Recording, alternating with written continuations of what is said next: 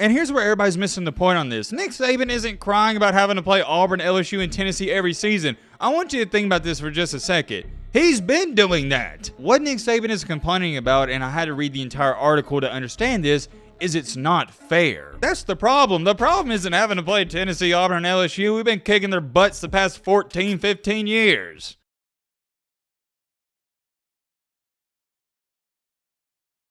We got a late upload for tonight, and I don't think too many of you are going to mind for the reason, number one, it's Friday night, so, I mean, duh, you're more likely going to stay up slightly more later than usual. And number two, what we're going to talk about in tonight's video, it is one of the most intriguing topics that's going on this offseason outside the new college football rule changes that we already talked about. Rule changes. Why did I say it like that? It's rule changes, but that's besides the point. As most of you know, I'm still recovering from surgery I had in my mouth, so if I'm slurring my words a little bit, that's why I do apologize, but I'm getting better, and I've seen your comments, and you guys see it, and you hear it. But anyways, that is besides the point. We gotta get on track here with what is going on with Nick Saban and the SEC. For those of you that have no idea what's going on, the SEC, they've been in talks, and it looks like they're going to a 9-game schedule. What is the 9-game schedule? Well, it means the SEC is going to do away with the SEC East and SEC West, and you're going to have 3 permanent rivals in 6 rotating teams. I know it may sound complicated, but it's rather simple, and I'll explain that in just a second. The point is, and the reason I'm making this video, is because everybody's talking about how Nick Saban said earlier today, quote unquote, they're giving us Tennessee, Auburn, and LSU. I don't know how they come to that. And what he is referring to is Tennessee, Auburn, and LSU. That's going to be Alabama's 3 permanent rivals. And yeah, it sounds like he's not too happy. And I've seen it where a lot of people are going, oh, look, Nick Saban, he's crying because he's falling off. He's crying because of this. He's crying because of that, and blah, blah, blah, blah. And me being 100% honest, at first, I agree with the people. When I first saw it, I was like, dang, Nick Saban, why are you running from competition? Why are you crying? But, and I have a big but, I did some digging and research, and I found more context to the situation. You see on Twitter, Instagram, social media, they try to give you these quotes with no context. There's much more to it, and when you see what else Nick Saban said, it may change your mind. As a matter of fact, I'll tell you this much, he's got more than a fair argument. We're going to talk all about it in tonight's video. I'm so excited to get into it. It is the one and only topic we're going to go over. All right, Matt, blah, blah, shut the crap up. Now, without further ado, let's get on to it.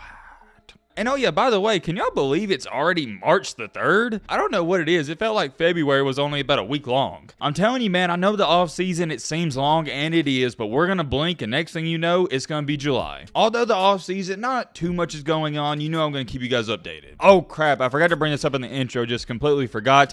We got, I guess you could say, 2 topics, but I'm only going to speak on this for a minute. So apparently, Colorado, they're heading to the Big 12. This does fascinate me, but I don't know too much about it. It is being stated that the Big 12 recently contacted Arizona, Arizona State, Colorado, and Utah out of the Pac-12. And as you can see right here, obviously, they're wanting them to join the Big 12. The reason I'm not going to talk about this too much is because I think we all saw this coming. The Pac-12 is eventually going to fall apart. The Pac-12 is really a joke of a conference, and I'm not saying that in a bad way to the fans of the conference. I'm saying it because they are terrible at managing things. It was stupid in 2020 when everybody was playing football except for them. Right now, as to where it stands, the Pac-12 is reminding me of a stock that you've invested in, and it's dropped a little bit, and it's going to continue to drop and drop even more. Eventually, it's going to head to 0. So my advice to all these teams, Colorado, Utah, who else? Oh yeah, Arizona, Arizona State, get out now. Everybody knows this. The best stock to invest in at this current moment is the SEC, but it's so high in price and nobody can get in. So with that being said, your other good stock you could invest in is the Big 10. Similar to the SEC though. They're a high valued stock, so maybe hard to get in, and that leaves you with joining the Big 12. Make no mistakes about it, the Big 12 is not a bad conference. Not a bad conference at all. I think when it's all said and done, there's only going to be 3 conferences. The Big 12, the SEC, and the Big 10. That's it. There's no way the ACC and Pac-12 stay relevant. Not a single chance. The Big 12 is still a pretty legit conference. I mean,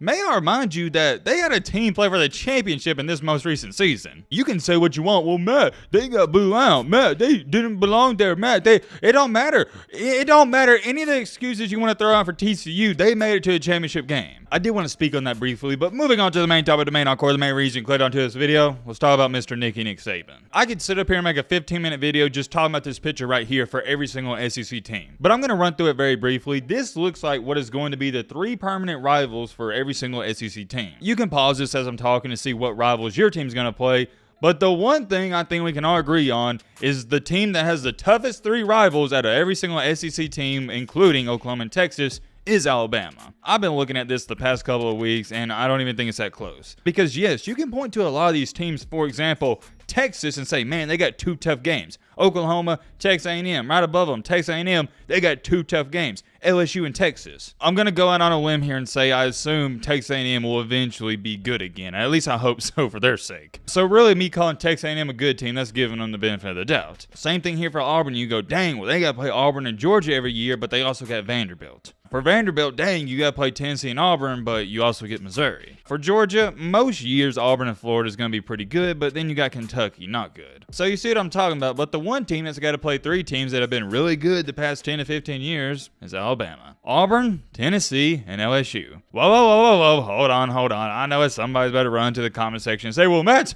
Auburn was terrible last year. And look, you idiot, you bozo, whatever you want to call yourself, that was last year. We all know Auburn is a top-tier program, and eventually they'll be back. I mean, heck, I wouldn't be surprised if they was in the top 20 next year. You're not going to hold Auburn down for too long, and I'll prove to you in just a second as to how they're one of the best teams in the SEC recently. With all these rumors circling that the SEC is going to go to this new format, Nick Saban recently said in an interview, they're giving us Tennessee, Auburn, and LSU. I don't know how they come to that. It's safe to say that Nick Saban is not a fan of this whatsoever. And he's getting a lot of hate for it, but heck, who would be thrilled to play Auburn, LSU, and Tennessee every single season? That's what I'm trying to tell you guys. Find me a SEC head coach who would be thrilled about this news. But like I told you guys in the intro, I'm going to give you more context to the situation. Outside of that little bitty quote that people are taking the wrong way, here's also what Nick Saban had to say. And this was in an interview with Sports Illustrated. Saban stated, quote unquote, I've always been an advocate for playing more conference games. But if you play more games, I think you have to get the 3 fixed opponents right. They're giving us Tennessee, Auburn, and LSU. I don't know how they come to that decision.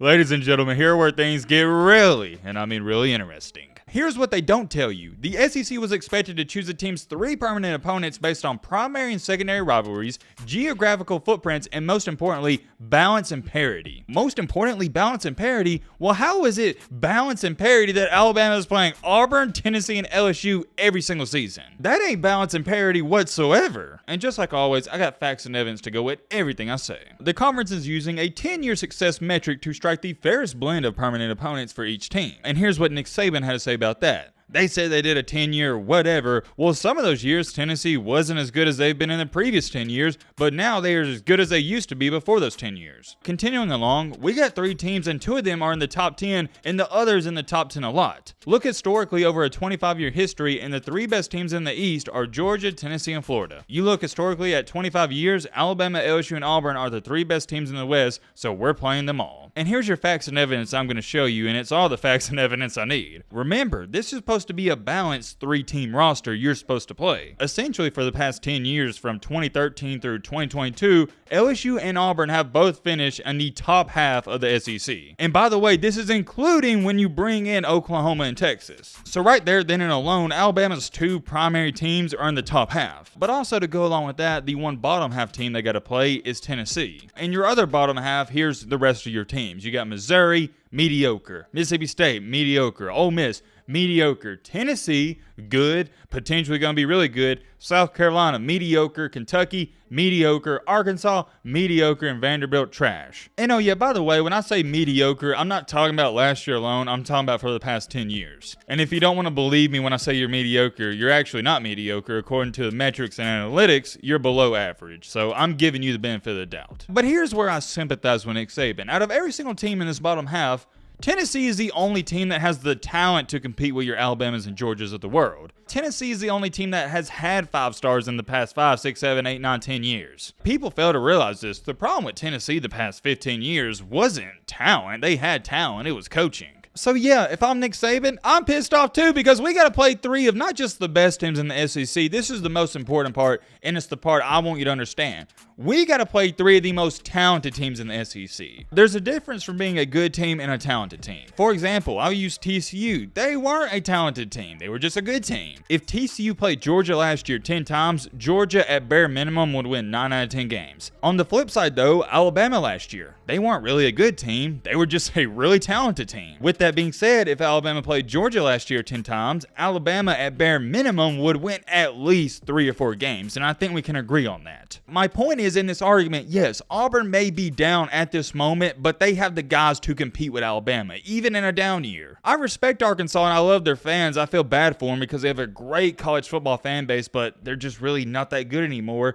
Arkansas will never be able to compete with the Alabamas and Georgias of the world. Never. Can Arkansas get lucky one every 10 years and upset an Alabama or Georgia? Yes. But consistently, can they beat them 3 out of 10 times? No. And that's my point with this. No team in this bottom tier right here can even compete with Alabama except for Tennessee. And unfortunately for Alabama, it looks like they're going to get matched up with them. And the reason it sucks is because we know this. Tennessee heading into the future, the next 10 years, is not going to be in the bottom half of the SEC. And here's where everybody's missing the point on this. Nick Saban isn't crying about having to play Auburn, LSU, and Tennessee every season. I want you to think about this for just a second. He's been doing that. What Nick Saban is complaining about, and I had to read the entire article to understand this, is it's not fair. The SEC said themselves, hey, we want to make it as fair as possible, yet for Alabama, it's not fair. You're playing 3 of the best teams. That's the problem. The problem isn't having to play Tennessee, Auburn, and LSU. We've been kicking their butts the past 14, 15 years. I tell you straight up, I'm not scared of no Tennessee, no Auburn, no LSU. The only team in the SEC that anyone should be scared of is either Alabama or Georgia. That's it. I know it's going to be a controversial and heated topic, though. I'm curious. Let me know your thoughts down below, but roll below.